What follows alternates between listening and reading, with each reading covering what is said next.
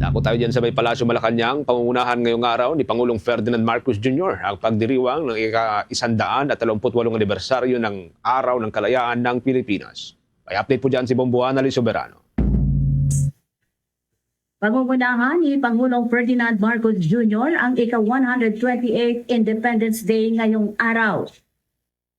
Nananawagan si Pangulong Marcos sa mga Pilipino na pangalagaan ang kalayaan at harapin ang mga makabagong hamon habang ginugunita ang ika-128 anniversary. Sa kanyang mensahe para sa Araw ng Kalayaan, sinabi ng Pangulo na ang deklarasyon ng kasarinlan sa Kawit, Cavite noong June 12, 1898 ay sumisimbolo sa karapatan ng mga Pilipino ng pamahalaan ang kanilang sarili at hubugin ang kanilang kinabukasan.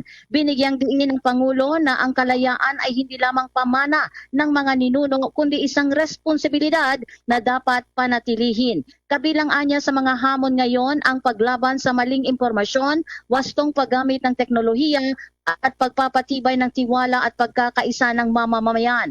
Nagbigay-pugay din si Pangulong Marcos sa mga bayaning nakibaka para sa kalayaan at hinikayat ang publiko na makiisa ang pagtataguyod ng mabuting pamamahala, aktibong pagkamamamayan at pagkakaisa para sa pagbuo ng bagong Pilipinas. Bahagi ng programa Bombo Genesis ang pagdiriwang ng seremonya, ang itong flag raising ceremony na kasalukuyang ongoing at kasunod nito ay sasaksihan ng Pangulong Marcos ang Independence Day Parade sa Quirino Grandstand mamayang alas 8 ng umaga. Tampok dito ang iba't ibang delegasyon mula sa gobyerno, mula sa militar at iba pang sektor. Sa hapon naman ay pangungunahan ng Pangulo ang Van de Honor sa Ceremonial Hall ng Malacanang. Iyan ay magsisimula alas 5 ng hapon. Ang pagtitipon ay dadaluhan ng mga opisyal ng pamahalaan, Diplomatic Corps. Sa panig naman ng palasyo, sinabi ni Palace Press Officer Undersecretary Claire Castro na wala silang natatanggap na banta. Ngunit nagbabala naman sa mga kampon ng kadiliman umano na posibleng maghasik ng karahasan. Pakinggan natin si Palace Press Officer Undersecretary Claire Castro. Ngayon po, definitely kung ano po yung sinasagawa ng Pangulo sa mga nakaraang Independence Day, ganun pa rin po ang magiging activity ng Pangulo.